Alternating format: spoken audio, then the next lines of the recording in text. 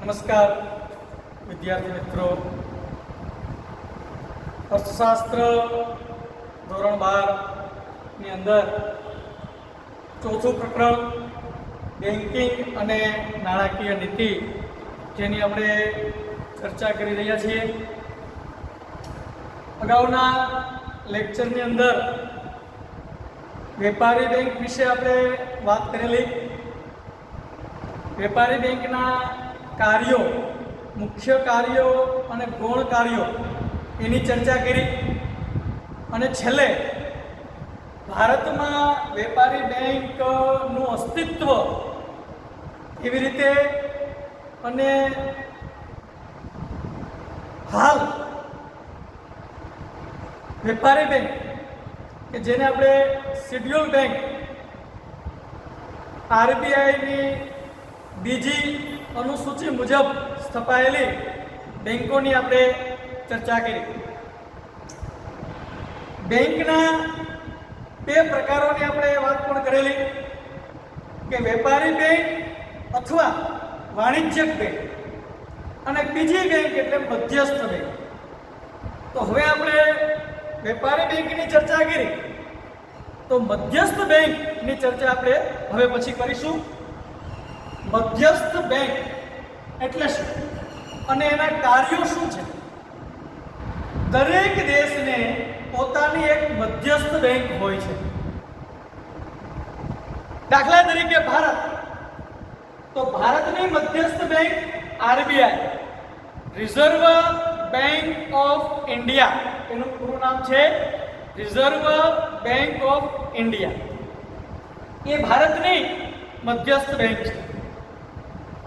હવે એ દેશના આર્થિક ક્ષેત્રની અંદર અથવા તો દેશના અર્થતંત્રમાં એની શું ભૂમિકા છે?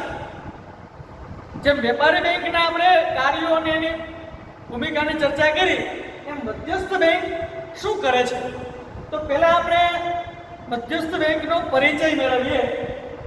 તો ભારતમાં 1934ના બેન્કિંગ કંપની ધારા મુજબ, ધારો મતલબ કાયદા મુજબ, આરબીઆઈની સ્થાપના થઈ. આરબીઆઈ એટલે રિઝર્વ બેંક ઓફ ઇન્ડિયા, જે આપણી મધ્યસ્થ બેંક છે, એની સ્થાપના થઈ 1934ના ધારા મુજબ.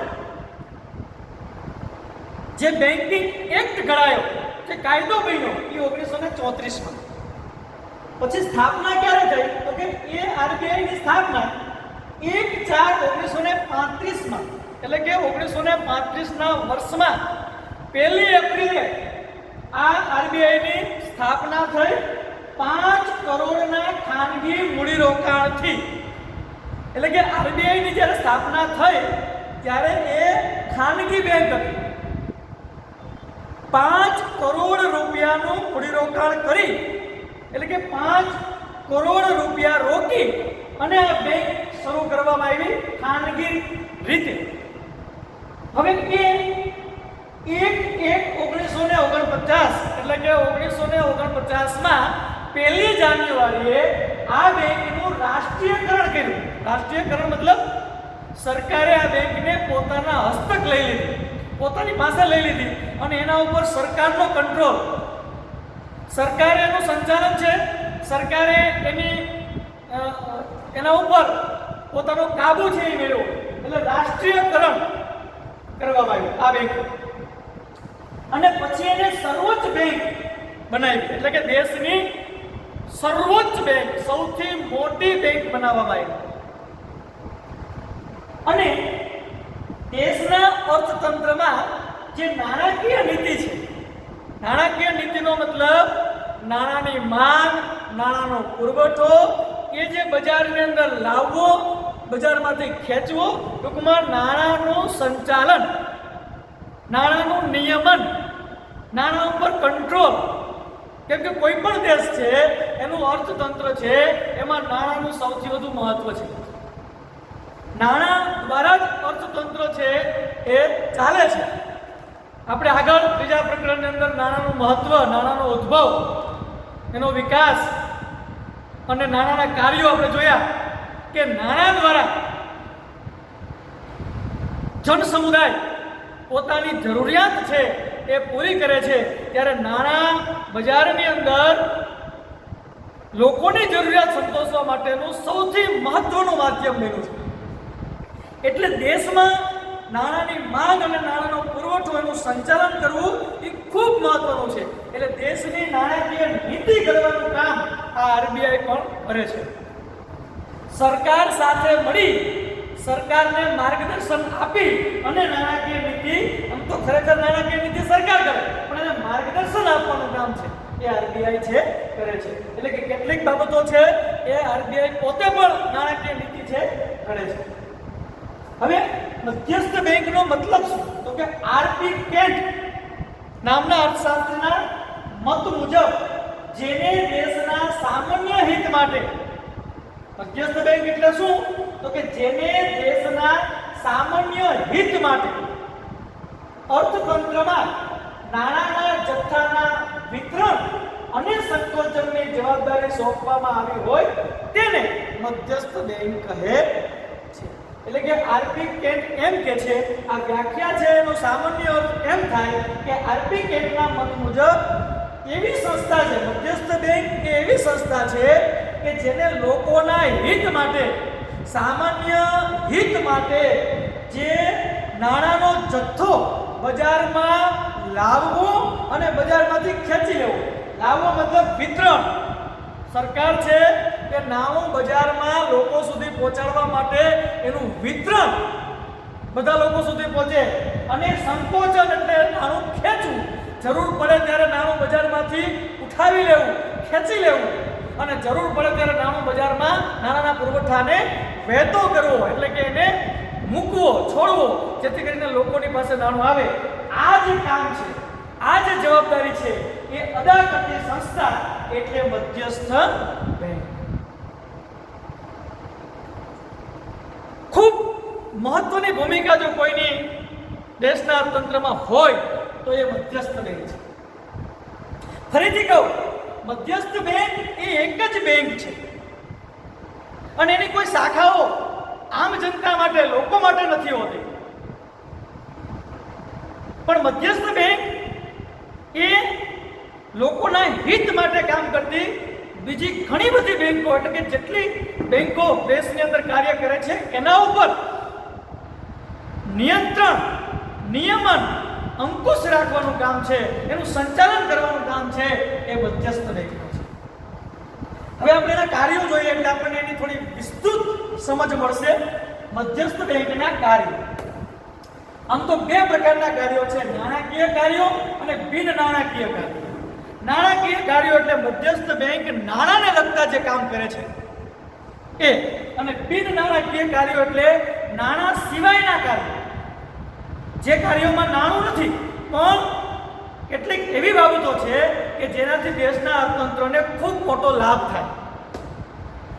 તો સૌથી પહેલા આપણે નાણાકીય કાર્યોની ચર્ચા કરીએ કે મધ્યસ્થ બેંકના નાણાકીય કાર્યો ક્યાં ક્યાં? તો કુલ 5 નાણાકીય કાર્યો છે.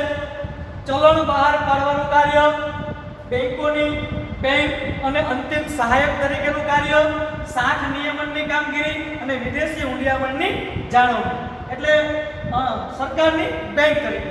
આવા 5 કાર્યો છે એ 5 કાર્યો કરે છે. આપણે વિગતે જોઈએ તો સૌથી પહેલું કાર્ય છે નાણાકીય કાર્ય. મધ્યસ્થ બેંકનું નાણાકીય કાર્ય, એમાં પહેલું કાર્ય પરીક્ષામાં પૂછાય કે ભાઈ મધ્યસ્થ બેંકના કાર્યો સમજાવો. તો બંને પ્રકારના કાર્યો આપણે સમજાવવા પડે, પણ એવો પણ પરીક્ષામાં પ્રશ્ન પૂછી શકે કે મધ્યસ્થ બેંકના નાણાકીય કાર્યોની ચર્ચા કરો. તો મધ્યસ્થ બેંકના નાણાકીય કાર્યો 5 જેને આપણે ચર્ચા કરીએ છીએ. સૌથી પહેલું ચલણ બહાર પાડવાનું કાર્ય. ચલણ મતલબ દેશનું નાણું. તો આ દેશનું નાણું છે એ બહાર પાડવાનું. બહાર પાડવાનું મતલબ એને છાપવાનું અને બજાર સુધી લઈ જવાનું કામ એ મધ્યસ્થ બેંકનું છે. ચલણ બહાર પાડવાનું કાર્ય ખૂબ મહત્વનું. દાખલા તરીકે રૂપિયા 2 થી 2000 સુધીની નોટ છાપવાનું કામ આરબીઆઈ કરે છે. યાદ રાખજો બરાબર.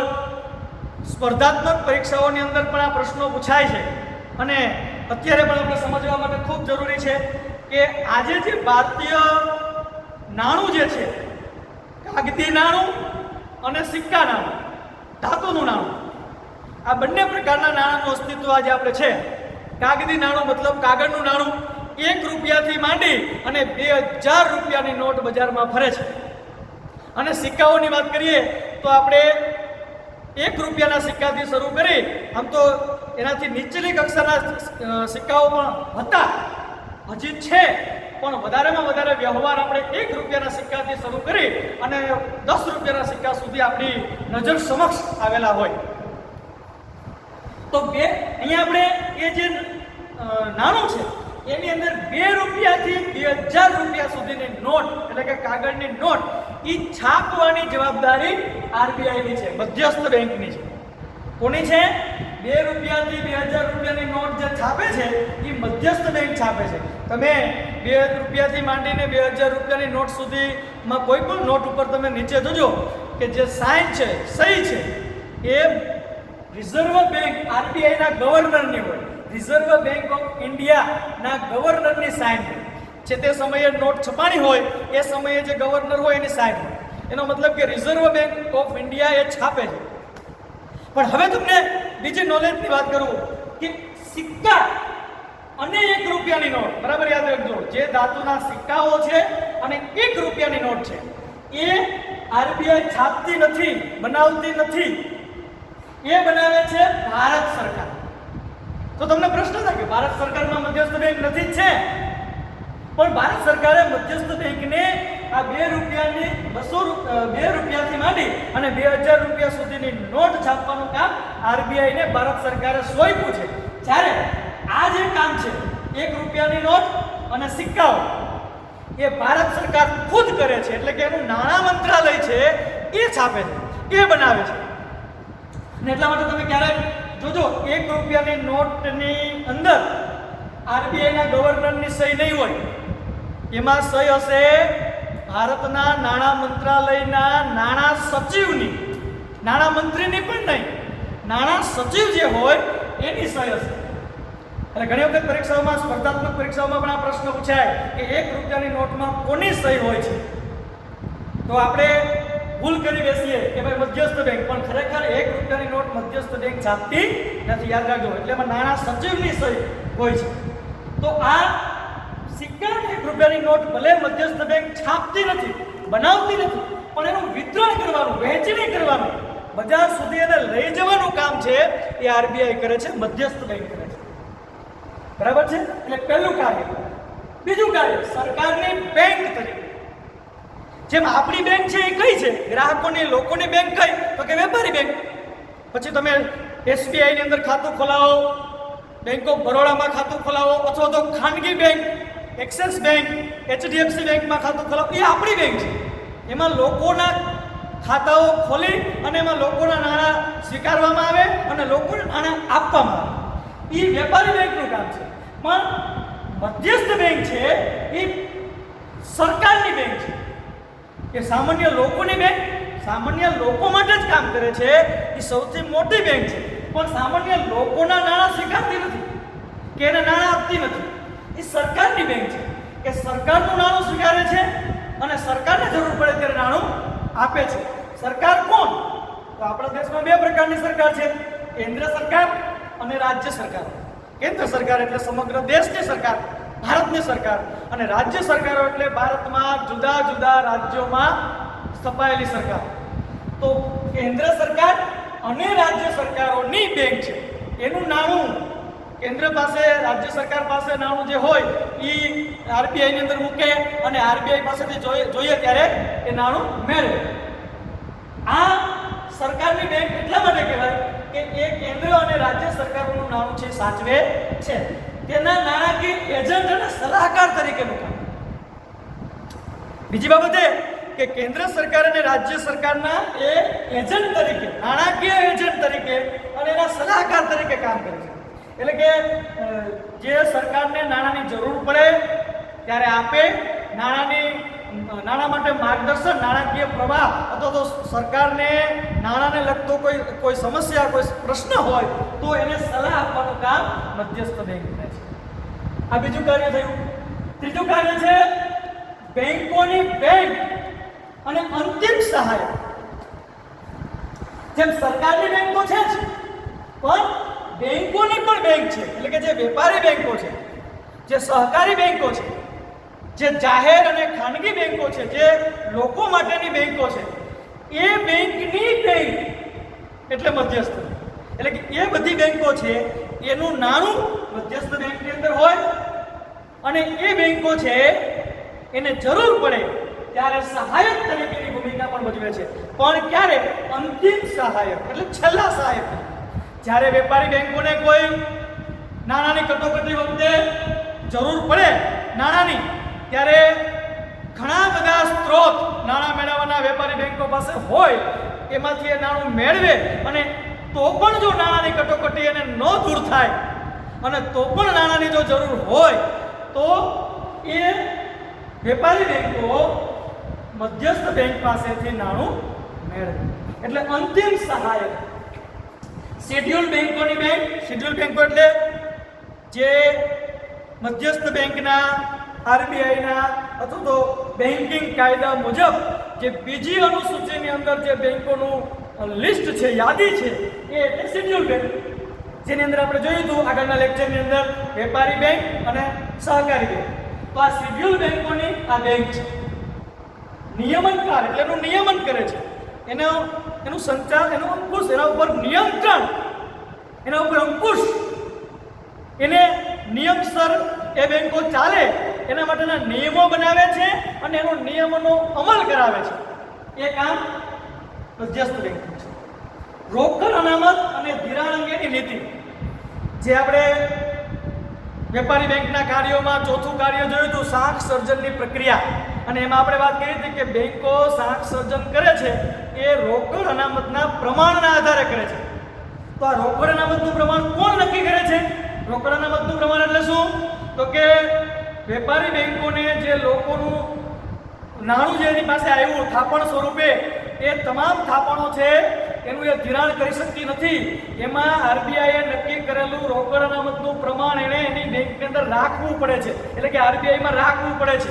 દાખલા તરીકે આપણે વાત કરી હતી કે 10% રોકડ અનામતનું પ્રમાણ હોય તો જેટલી રકમ વેપારી બેંકો પાસે લોકો પાસેથી બચત સ્વરૂપે આવી હોય, થાપણ સ્વરૂપે, એની 10% રકમ છે એ આરબીઆઈમાં એને બેંકના, પોતાની બેંકના નામે રાખવા પડે અને બાકીની 90% રકમનું એ ધિરાણ કરી શકે. તો આ રોકડ અનામતનું પ્રમાણ એ કોણ નક્કી કરે છે?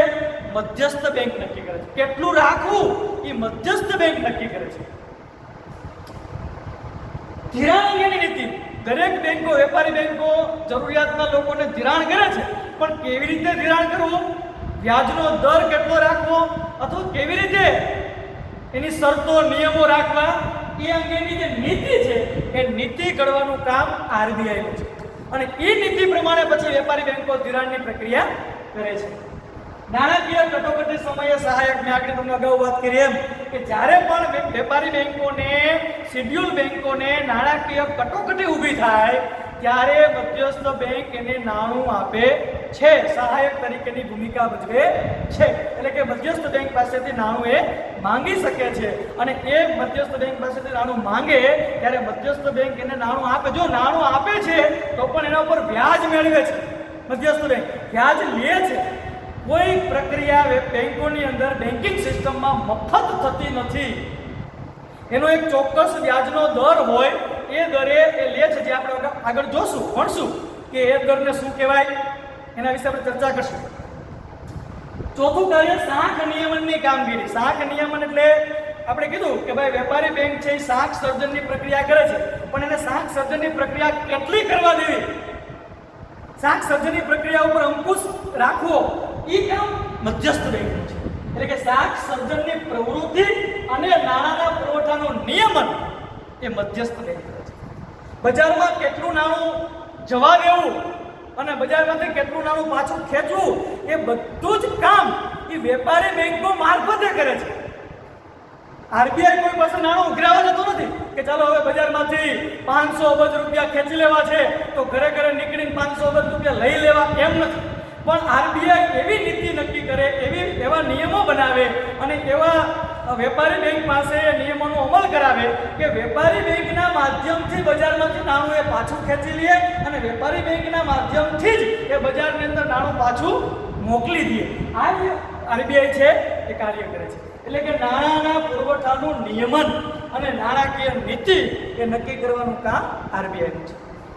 પાંચમું કાર્ય વિદેશી હુંડિયામણની જાળવણી.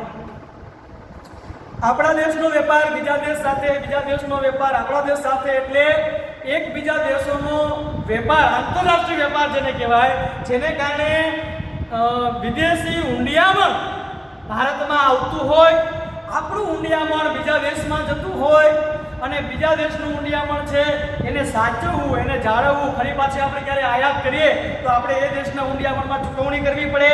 આપણે જ્યારે નિકાસ કરીએ ત્યારે એ દેશમાંથી આપણને હુંડિયામણ મળે. દાખલા તરીકે ભારત અમેરિકા પાસેથી કોઈ વસ્તુ ખરીદે તો ભારતે અમેરિકાનું ચલણ હુંડિયામણ આપવું પડે.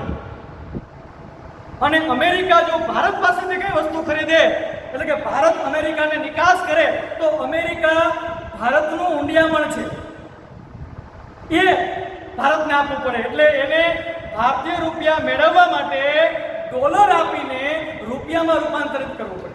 એમાં ખાસ દેશની સરકારો, દેશ વચ્ચેના વ્યાપારની વાત નથી, પણ દેશની અંદર જે નાગરિકો દ્વારા, ગ્રાહકો દ્વારા આયાત અને નિકાસ વેપાર થાય, એમાં દેશની અંદર હુંડિયામણ જતું હોય દેશનું અને બીજા દેશનું હુંડિયામણ આવતું હોય, વિદેશી હુંડિયામણ આવતું હોય, તો એની જાળવણી કરવાનું. કેમ કે વિદેશી હુંડિયામણ આપણને મળે વ્યક્તિગત રીતે, પણ આપણે એને રાખી શકીએ નહીં. એ આપણે આરબીઆઈ નક્કી કરેલી બેંકની અંદર જમા કરાવવું પડે અને એના બદલામાં આપણને આપણું નાણું મળે. પણ આપણે જે જમા કરાવીએ તો એ વિદેશી હુંડિયામણ છે એને સાચવવાનું કામ, એને જાળવવાનું કામ એ મધ્યસ્થ બેંક કરે છે. અને એનો દર, ખરેખર તો વિદેશી હુંડિયામણનો દર, આ કોઈ પણ દેશના ચલણનો દર એ માંગ અને પુરવઠા દ્વારા થાય છે. પણ એ માંગ અને પુરવઠા દ્વારા જ્યારે થતો હોય ત્યારે માનો કે આપણા દેશના હુંડિયામણની માંગ બજારમાં હોય જ નહીં અને આપણા દેશના પુરવઠો છે હુંડિયામણનો, એટલે કે ચલણનો, આપણા નાણાંનો, એ બજારમાં ખૂબ છે, તો આપણા દેશના ચલણની કિંમત ખૂબ નીચી જાય. અને જો આપણા દેશના ચલણની માંગ આંતરરાષ્ટ્રીય બજારમાં ખૂબ વધારે હોય અને એના પ્રમાણમાં આપણા દેશનો પુરવઠો, ચલણનો પુરવઠો ઓછો હોય બજારમાં, તો આપણા દેશના ચલણની કિંમત ખૂબ ઊંચી જાય. આપણે કહીએ ને કે ભાઈ ડોલરની સામે રૂપિયો કેટલા રૂપિયા છે, આપણે એનો જોતા હોઈએ કે ભાઈ $1 સામે 72 રૂપિયા થયો, રૂપિયાનો દર થયો, 71 રૂપિયાનો દર થયો, વધતું જાય ઘટતું જાય, આપણે એ સતત છાપાઓમાં કે સમાચારોમાં સાંભળતા હોય. તો એ વધઘટ ડોલરની સામે રૂપિયા કેટલા, એટલે ડોલરમાં રૂપિયાનું મૂલ્ય, એમ રૂપિયાનું ડોલરમાં મૂલ્ય. તો એના અંદર આપણે કહીએ કે આપણું મૂલ્ય છે ડોલરમાં ડોલર કરતાં નીચું છે. તો એની પાછળનું કારણ તો એ માંગ અને પુરવઠાનું પરિબળ જવાબદાર છે. અને એના આધારે જ્યારે મૂલ્ય નક્કી થતું હોય ત્યારે આ આરબીઆઈ શું કરે તો કે ખરીદ વેચાણ દ્વારા, વિદેશી હુંડિયામણના ખરીદ વેચાણ દ્વારા ભારતીય રૂપિયાનું મૂલ્ય જાળવે, એનું મૂલ્ય જળવાઈ રહે, ખૂબ નીચું ન વહી જાય, ભારતીય રૂપિયાનું મૂલ્ય ખૂબ ગગડી ન જાય, એમાં કડાકો ન થાય, એ ખૂબ નીચું ન જાય, એટલા માટે એ ખરીદ વેચાણ દ્વારા ભારતીય રૂપિયાનું મૂલ્ય જાળવે અને એનું સાચવણી કરે અને એનું નિયમન.